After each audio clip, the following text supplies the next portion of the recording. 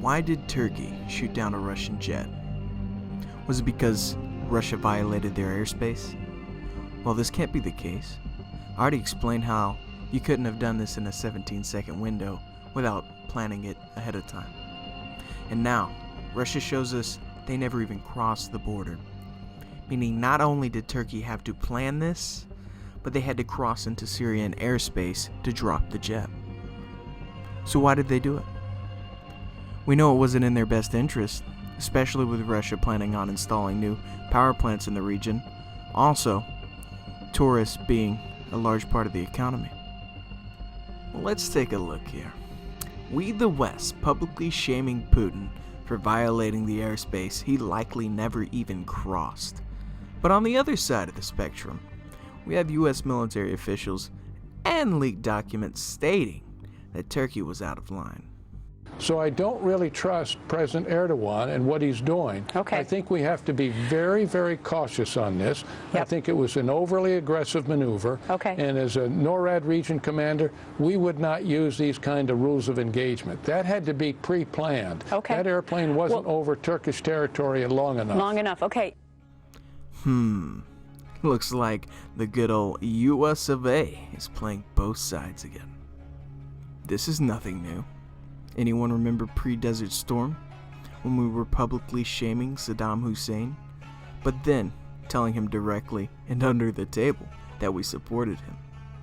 Also stating that he was a better leader than the others in the Middle East, basically sweet-talking him into invading Kuwait. Why? Well, because this was the start of a plan, and I'll get to that in a minute. We also saw the same intervening in many other conflicts, but a more recent example would be in Ukraine. Before the protest, starting from 1991 up until 2013, the US had given over $6 billion in funding certain political figures and media outlets. So basically putting a pro-West leader in power and sponsoring propaganda, which ultimately led to the Ukrainian civil war. And of course we blame Putin when he steps in to resolve the issue.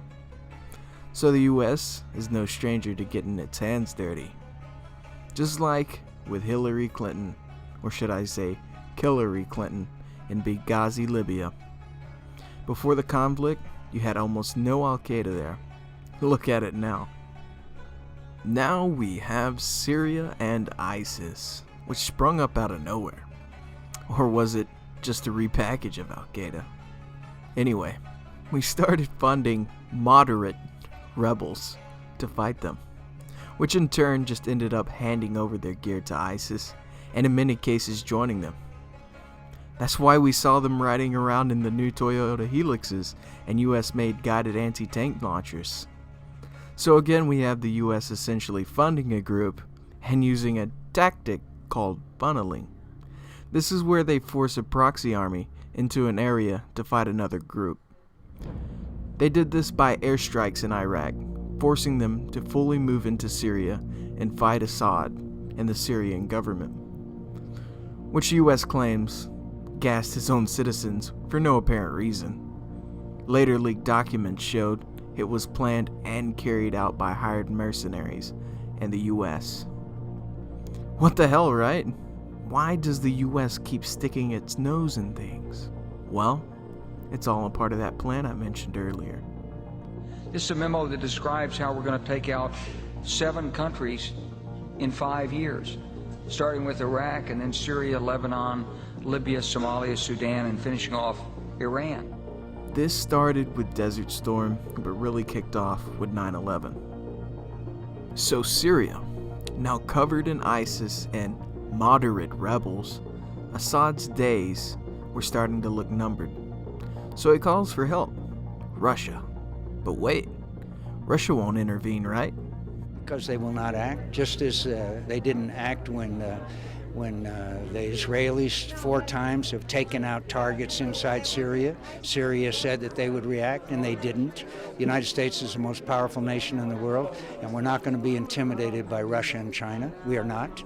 So I guarantee you that they will not act. If we launch these strikes against Syria, they will not act.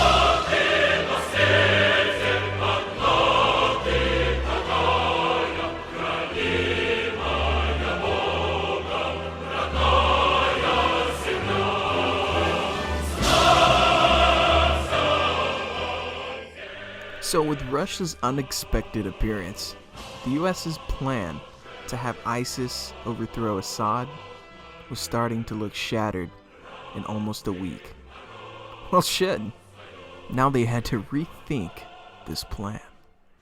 This is where Turkey comes in. With the US ceding the approval of shooting down Russian jets, with people like Lindsey Graham saying, "I would shoot Putin's planes down."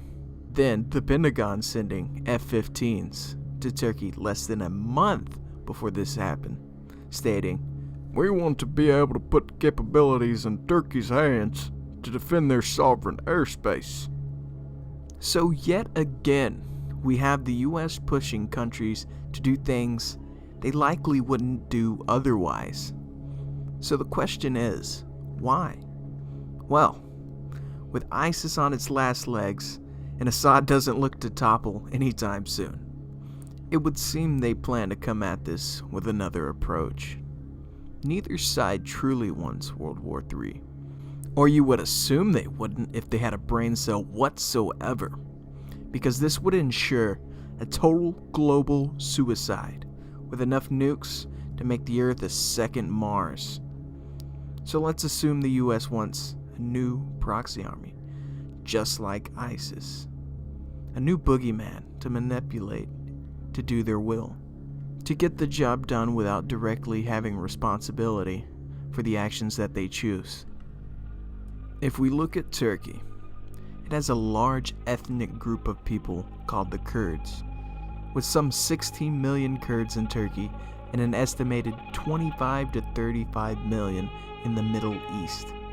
Sparking a Kurdish revolution would likely lead to not only a Turkey civil war, but the recapturing of historic Kurdistan, which includes large parts of Iran and Syria. A united Kurdish army would put ISIS to shame, likely reaching into the hundreds of thousands, if not millions. Kurdish militias and factions such as the PKK and the PYD already exist and are fighting in Syria and Iran, holding territory. The PKK and its newer branch, the PYD, have been fighting off and on with Turkey since the 70s. This only reached a ceasefire in 2013. The sporadic flare-ups have still been going on since today, with conflicts increasing as we speak. The PKK are labeled a terrorist organization by Turkey, the US, the UK, and most European countries. Needless to say, tensions are high between Turkey and the Kurds, and it wouldn't take much to set them off. In fact, it would appear with the recent assassination of Kurdish lawyer and human rights activist Tariq El-C, someone was trying to do just that. Right after a public speech calling for peace between Turkey and the PKK, and requesting that Turkey take the PKK off the terrorist list, he was shot dead. Now if we examine the video, it would appear to be planned, with using one shooter as a distraction and another behind to shoot him in the head.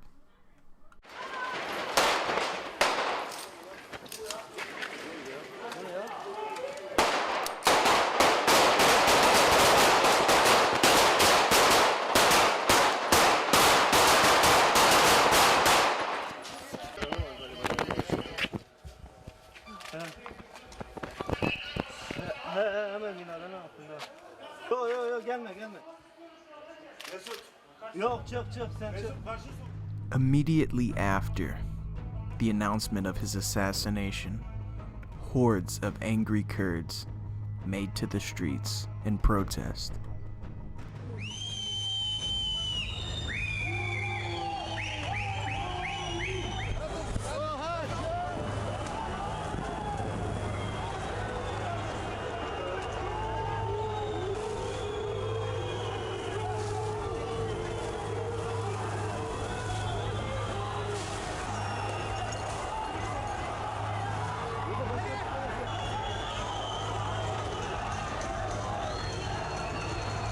What better way to spark a revolution than to shoot the one calling for peace? The US was quick to act, however, saying, "Our condolences go to his family, that of the policemen killed, and to all of Turkey, a terrible loss." This was posted on the US and Turkish embassy Twitter almost immediately after. So again, we have the US playing both sides. This wouldn't be the first time the Kurds were used by the West. During World War I, the Western powers, fighting the Ottoman Empire, which is present-day Turkey, bribed the Kurds with freedom and the right to form Kurdistan, which ultimately led to the defeat of the Ottoman Empire and likely one of the largest deciding factors in the loss of World War I. By the way, the West never held up their promise. So in conclusion, the US enables and urges Turkey to shoot down the Russian jet, knowing this would cause Russian sanctions and a destabilization of the country, making a prime area for a Kurdish revolution. Possibly the biggest threat we have yet to see in the Middle East. These are my theories based on research and critical thinking. I would advise you to do your own research so we can crack open these new world order agendas. Wake up, everyone. This was Tyranny Unmasked.